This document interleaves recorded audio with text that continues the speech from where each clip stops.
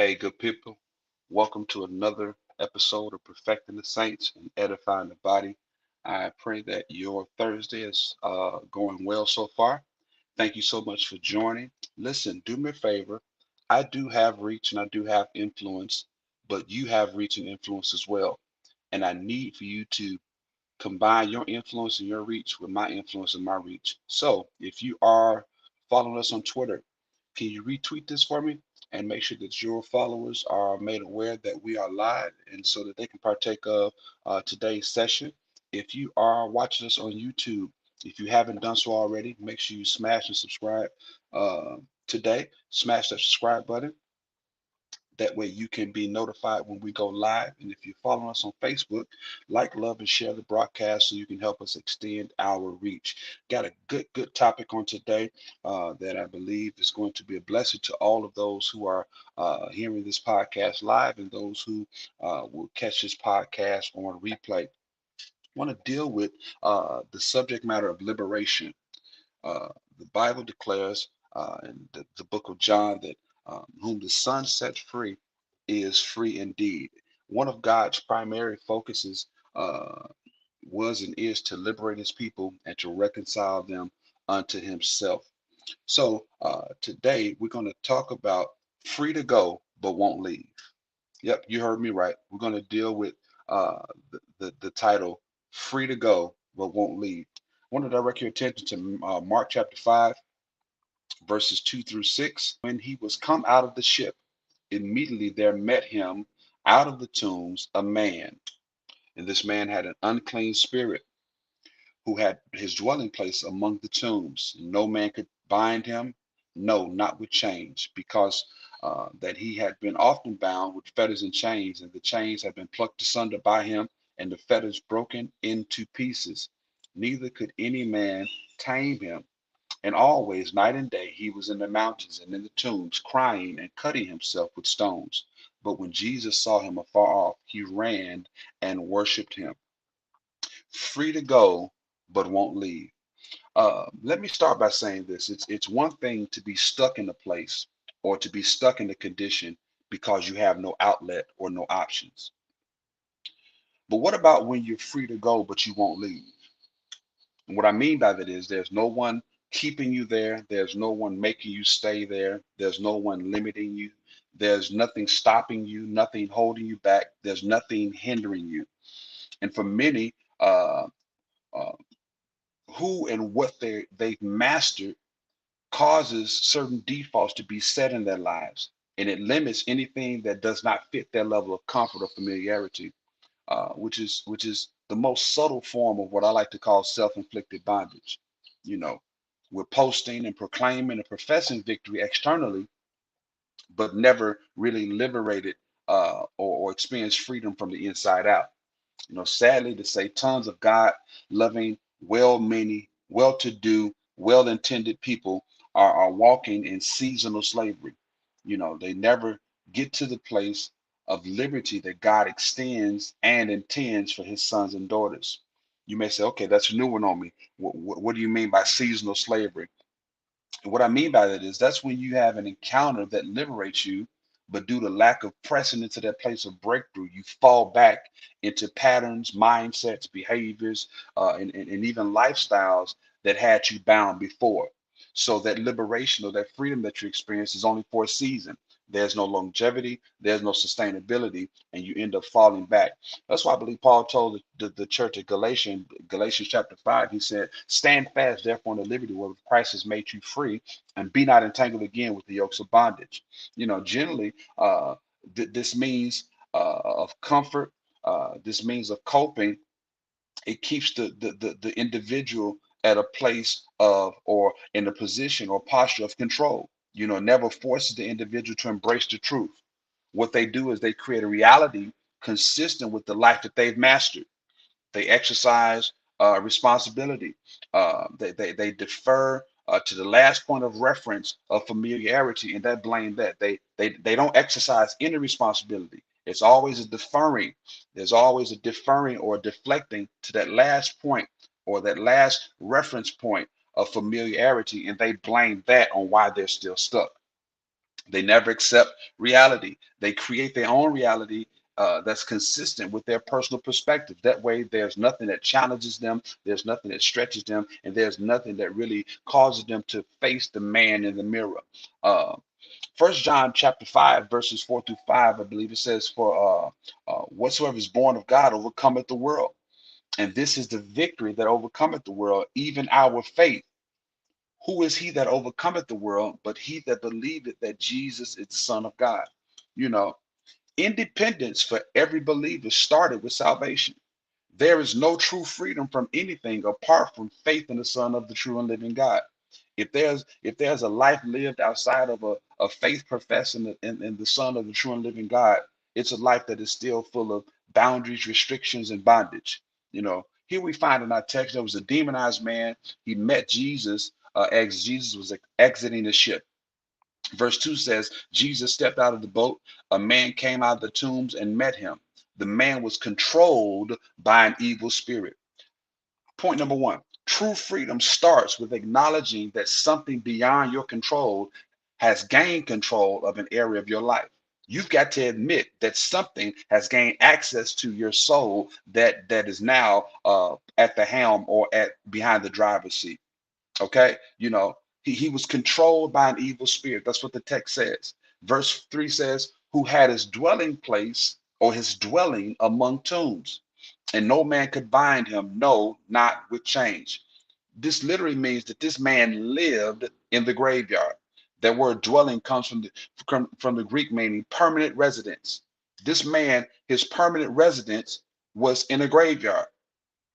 He lived amongst the tombs. He lived in a graveyard, you know. But now I'm not the brightest crayon in the box, but I know that there's nothing in graveyards but the remains of what was and the memory of what used to be. But this man chose to stay in this environment. The second thing I want to bring to your attention is bondage will always have you somewhere you shouldn't be, adopting it as your normal. This man, there's no way this man should be living in a graveyard, but he chose to live there and he adopted that as his normal. It's dangerous when you try to make what was what is.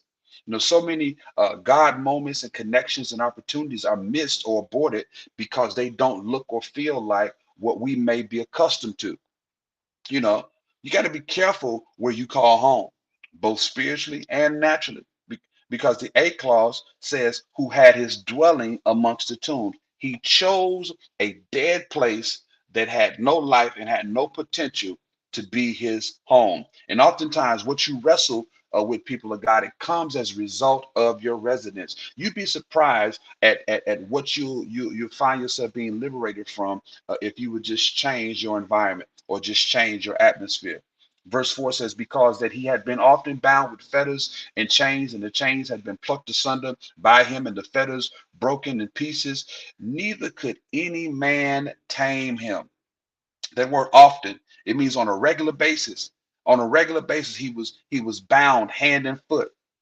But it says that the chains and the fetters were plucked asunder. That literally means to be dismembered. It means to sever, to snap. It means to utterly destroy. He destroyed the very things that they used to try to bind him. He broke the fetters. He crushed them. He completely shattered the fetters. which means that this man had the capacity, he had the strength, he had the ability to break free from things that bound him, but he chose to stay in an environment that was conducive for what he had created as his new norm. They could bind him, but they couldn't control him. They could bind him, but they could not control him. And the reason I know that because the B clause says neither could any man tame him. So if he was able to break the chains, destroy the fetters, he had no excuse not to leave. He had no excuse not to leave. He was free to go, but he wouldn't leave. He created a new normal that only he had any say so in. Verse 5 said, and always, night and day, he was in the mountains and he was in the tombs, crying and cutting himself with stones. People of God, when you don't deal with what's going on inside you, several things happen. Number one, you become very unstable emotionally and you experience constant highs and lows. One minute, this man is up, he's in the mountains. The next minute, he's down, he's in the tombs. When you don't deal with what's going on inside of you, you become unpredictable. It said that he was crying and he was cutting himself. One minute he's crying, the next minute he's cutting himself, the next minute he's breaking fetters, and the next minute he's destroying chains. He's unpredictable. You did not know what you were going to get from this man. And that's what happens when you don't deal with what's going on the inside of you. You become unpredictable. People don't know what they're going to get. They don't know what you they're going to get. They get one you Monday, they get another you Wednesday, then a totally different you on Sundays. Crying is a normal response to pain. He said he was crying and he was cutting himself. Crying is a normal response to pain, whether it's physical, mental, or emotional pain, you know. But it says he was cutting himself. This was self-inflicted pain. This was self-inflicted pain. Generally, those who are bound mentally and emotionally have no problem with hurting themselves repeatedly with things that are irrelevant. The text says he cut himself with stones. Now, stone, in the grand scheme of things, if you look at a stone in comparison to things that have great worth and value, a stone is totally irrelevant. A rock is totally irrelevant. It really has no relevance. But he chose to use an irrelevant thing to inflict pain on himself. And that's how it is. A lot of times people are bound up on the inside and they choose the most irrelevant, the most trivial, and the most petty things to inflict pain on themselves. The pettiest, most trivial, the most minute thing seems to be the things that matter the most to them, and they linger the longest. Remember, these are all points of reference in their reality connected to an event that in their minds justifies their dysfunction that they call normal. When you don't deal with things that's going on the inside of you, you'll start a self-destructive pattern, on a consistent basis, and it says, and always, day and night, he did this. So he started to self-destruct on a consistent basis, night and day in the mountains and in the tombs. He cried and he cut himself with stones. He inflicted pain on himself like clockwork.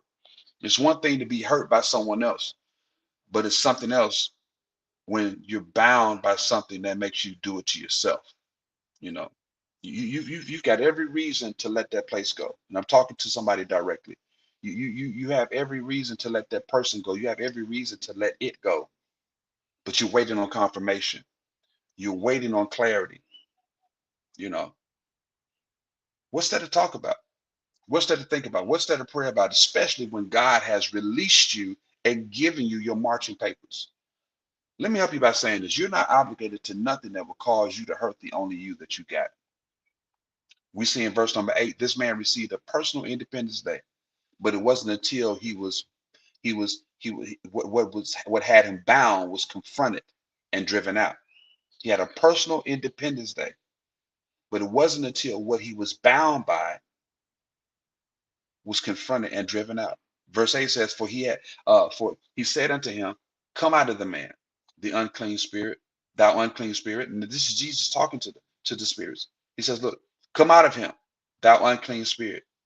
And if you're going to be liberated, if you're going to be victorious, you got to get your mind out of that place before it's too late. You got to get your feelings out of that place before it's too late. You got to get your emotions out of that place before it's too late. You've got to get out of that before it's too late. The reason it's not working, the reason it's not coming together, the reason it's not prospering is because you're trying to merge something that is full of life with something that's already died. Where you are now requires a new frequency. Where you are now requires a new flow, a new focus, a new version of you. And you'll sabotage your next when you don't change, because it's only a matter of time before your new starts to look like your old. God wants you absolutely free so that you can experience the fullness of Him and His kingdom. Somebody needs to prophesy to themselves, this is the last time I'm going to be like this. Galatians chapter 5, verse 1 says, stand fast in the liberty wherewith Christ has made you free, and be not entangled again with the yokes of bondage. If you stay there, your dreams might start to look like that place. If you stay there, your goals might start to look like that place. If you stay there, your vision might start to look like that place. If you stay there, your expectations, your destiny, it may start to look like that place. You've got too much at stake to stay there. You've got too much on the line to stay there. You got too much invested to stay there. Where you're headed, it needs room to grow. What you're destined for needs space to accommodate it, you know? And I just want to drop this on you and let you know that, look, God has shown you that you have the ability, you have the capacity to deal with things that would try to bind you. But the worst thing you can do is stay in a place that's not conducive and it's not congruent with where God is taking you and where God has endorsed for you and ordained for you. Listen, don't be free to go and don't leave. John 8:36 says, whom the Son sets free is free indeed. So I pray that this message stirred you. I pray that this podcast blessed you. And I pray that you take it to heart and begin to make the necessary adjustments and changes that's needed for you to walk in freedom as God intended. Listen, this has been a phenomenal time with you. Thanks for joining another segment of Perfecting the Saints and Edifying the Body. Love you much. Talk to you soon. Be blessed.